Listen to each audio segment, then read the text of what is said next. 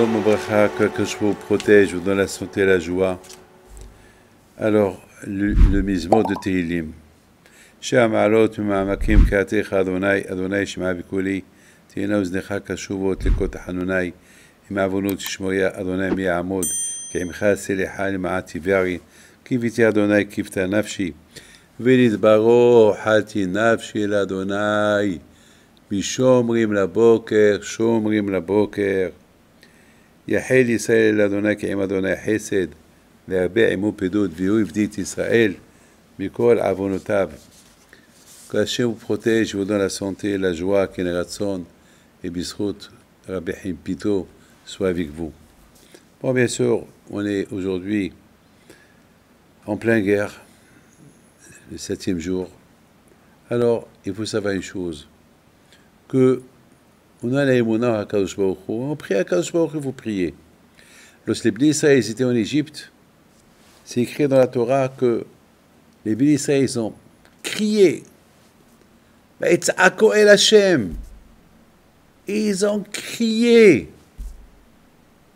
Une fois qu'ils ont crié, et leur cri est arrivé chez Akadosh Baruch Hu. Il y a des façons de crier. Il y a beaucoup de fois, on prie, mais la prière, elle ne sort pas du cœur. Regardez, à Rosh Hashanah, Kippour, la façon comme on crie. Adonai Melech, Adonai Malach, Adonai Melech, on le dit à haute voix. On couronne Hachem à haute voix.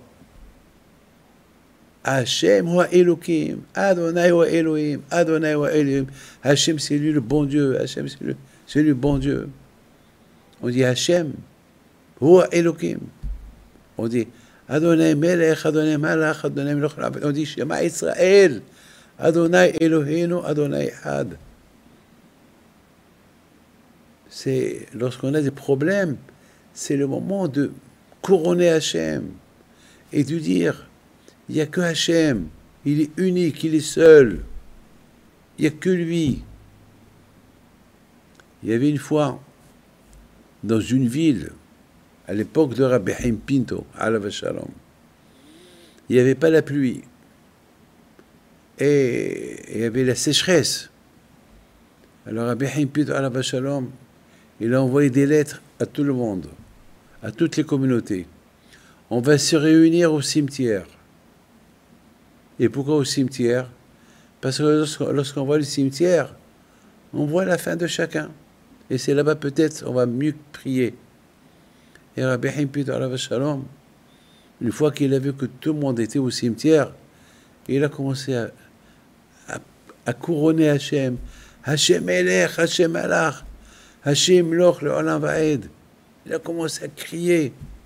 Il leur a dit, c'est le moment que chacun y fait teshuva. C'est le moment que chacun, sinon on va crever avec la faim. Il n'y a pas pire que la soif. S'il n'y a pas de l'eau, c'est grave. S'il n'y a pas de l'eau, il n'y a pas de manger, il n'y a rien du tout. Et Rabotai, Rabbi Haim Pinto alav shalom, il a dit soudainement, il a dit, s'il y a des gens qui ont fait des graves erreurs, c'est le moment de faire la teshuva. Peut-être c'est à cause d'eux qu'on est tous punis. Et Rabotai, après quelques minutes, ils ont commencé à entendre, comment ça s'appelle, des tonnerres qui venaient de loin.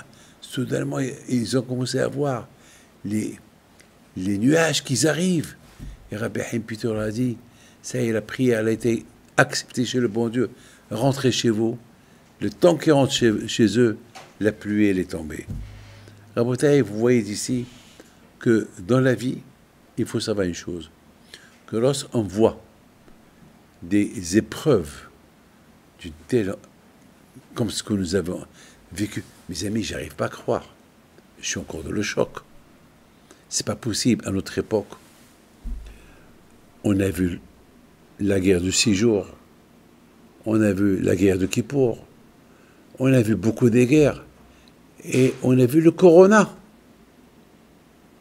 1 an. enfermé chez soi.